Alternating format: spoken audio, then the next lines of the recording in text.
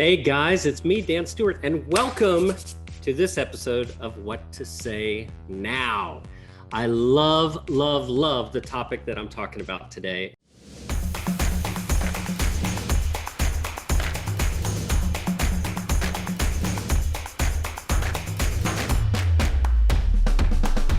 Today's topic is one of my all-time absolute favorites.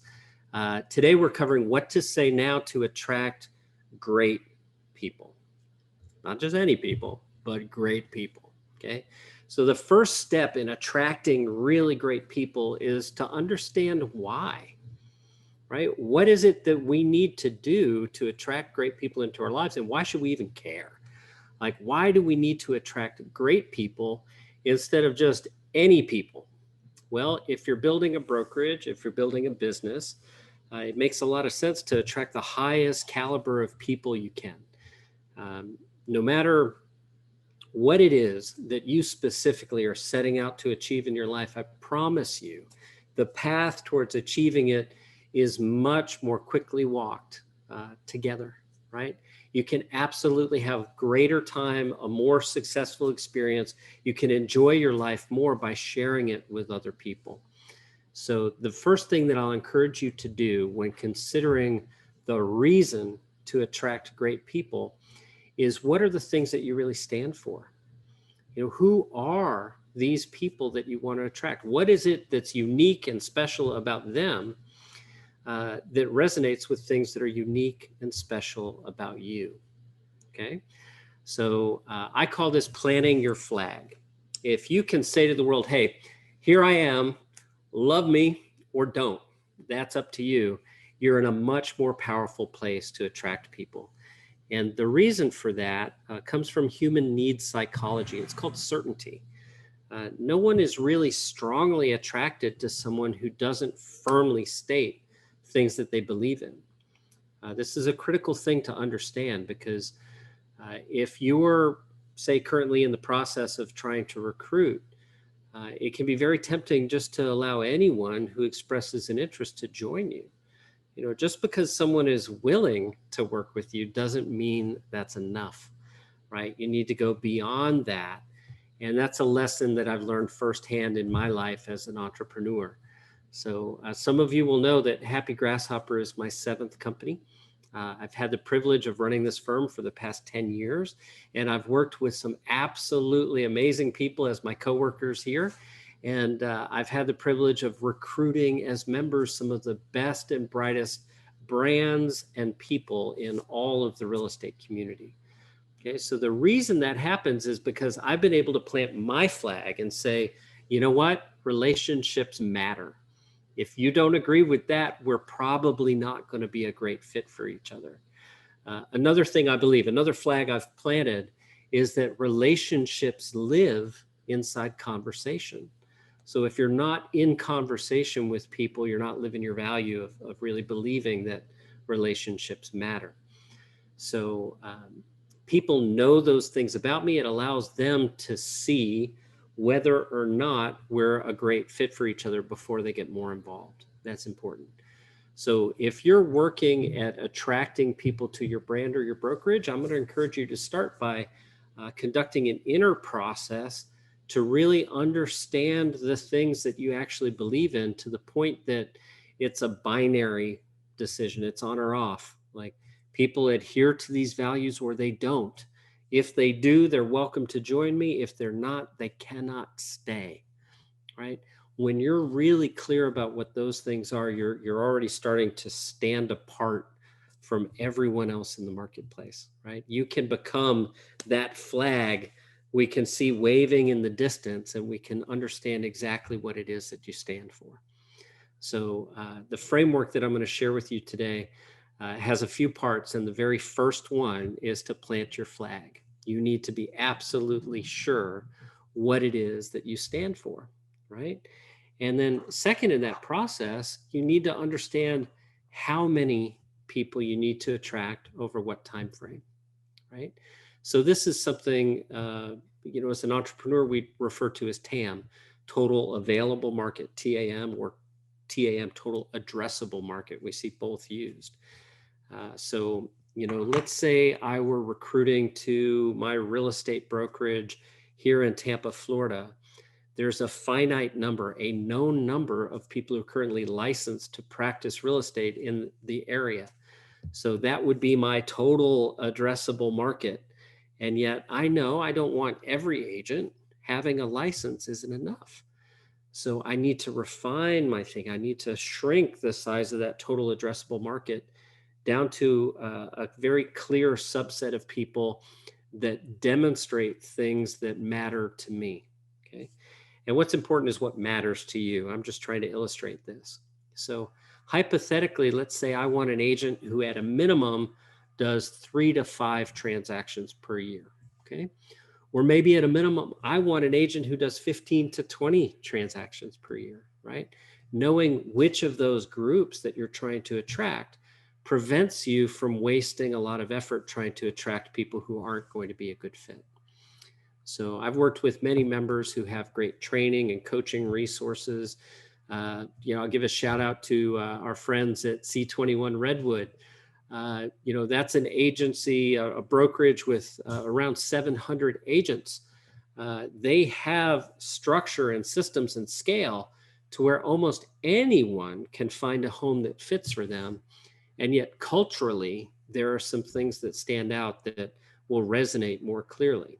So let's review. Step 1, you want to do an internal process to know for sure the things that you stand for, right? Step 2 is to define the subset of people in your market that you want to attract, right? Now that you've done those first 2 steps, it's time for the third, which is considering how you can share the things you believe in such a way that it attracts the right people to your brokerage. That's a big topic. It's such a big topic that I've decided to dedicate 2 days in May specifically for that process. So on May 19th and 20th, I'll be hosting an online event called the Recruitment Success Summit. And the purpose of this event is to guide you through a 10-step framework where you will have absolute clarity about who it is that you want to attract, how it is that you can differentiate yourself in the market, and how it is that you can communicate your unique messages to these people such that they decide to join you, such that they really choose to do that. I see Eddie Campos is here. Hi, Eddie. Hope you're doing awesome. I just saw JJ post that he's coming to Toledo, which is awesome. I always get jealous if he goes to Toledo without me. So I love you guys. I hope you're all doing well. So please, please, please plan to join me May 19th and 20th. This is a 2-day hyper-focused, purposeful online event that's all about helping you win in the recruitment landscape. So I'll have information there to share with you. And Red, good to see you here. I love that you and Rebecca were chatting about this. This is really, really deep stuff. It's not something you can just watch a little 15-minute episode and get through and feel like you fully understand. There's a process here, right? Because, if you go into any organization, any brokerage in the US, anywhere in the entire world, you'll see there's always a subset of people within the organization that are performing at a much higher level, right? So when we go really deep and we examine what it is about those people who are already with us that allows them to perform at those levels, we see some shared beliefs about the way things are and the way things can be, okay? So imagine now that I'm an agent in your market that you want to attract. Well, that would mean that we have a shared belief. So if we can send some messaging that speaks to that shared belief system, and we can use that to start a conversation, we're going to establish and build a relationship with these agents weeks or months in advance of having a recruitment conversation with them. As just like everything in life, we're always selling as business owners. We do that. And yet people always buy on their own timeframes. So just like I can't force someone to list their house with me today if they don't want to sell it, I also can't force someone to leave the brokerage they're at until they've received a signal that it's time for change. So the most effective recruitment strategies do two things. They deliver that signal that it's time for change, and they collect people who've already received that signal. So again, May 19th and 20th at the Recruitment Success Summit, I'll be going through this in detail. It's an online event. It'll be hosted on Zoom. It's a cameras on for everybody event. We're going to have a really great time digging into these issues. So I see your comment there. Hey, Mangus is here. What up, Dr. Mangus? I love to see you in the room. Senator, Congressman Mangus. Okay, for those of you who don't know, John Mangus is literally one of my favorite people on the planet. And if I didn't greet him that way, he'd know something was wrong. So I have to share that. Red, I hear this. I see that you've read Rebecca's book, Permission to Screw Up. Or you recommend Rebecca read it. It's by Kristen Hadid, An Ideal Team Player by Patrick Lencioni. Pat Lencioni is a great guy. I got to meet him at one of the Inc. conferences I attended years ago. 5 Dysfunctions of a Team is a classic that he authored. There's some really great resources there. And, you know, speaking of which, if you look at what makes a team function, if you look at a brokerage that's functioning at a high level, like RE/MAX Preferred in Toledo, Ohio, where your per agent productivity is leaps and bounds, head and shoulders above industry averages, it's because of the shared cultural elements that exist. Like, I've been to RE/MAX Preferred. I have walked around and met people. I've seen the culture. I've seen the work ethic. I've seen the belief structure that's in place, right? And, you know, when I say belief structure, sometimes I think it's a little confusing. You know, you can believe in each other as part of a belief structure.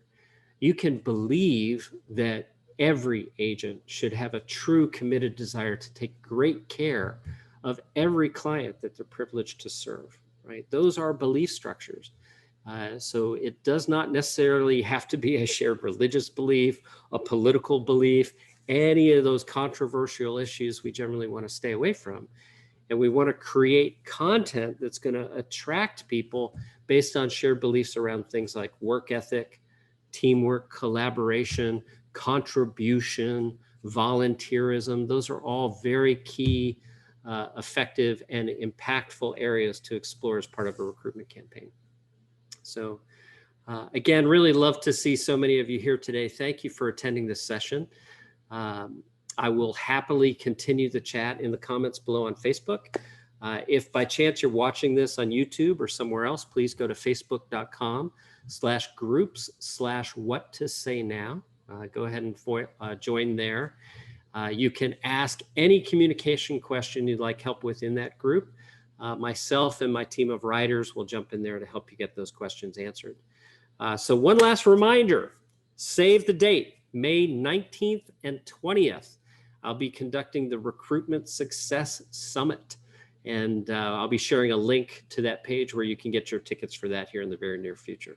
So thanks everybody for your time and attention today. RE/MAX Preferred, love to see a couple of you here in the house. John, I miss you, dude. When the heck are we gonna, I got my first vaccine today, so I figure I'm weeks away from being able to see you face to face. All right, talk soon, everybody. Bye now.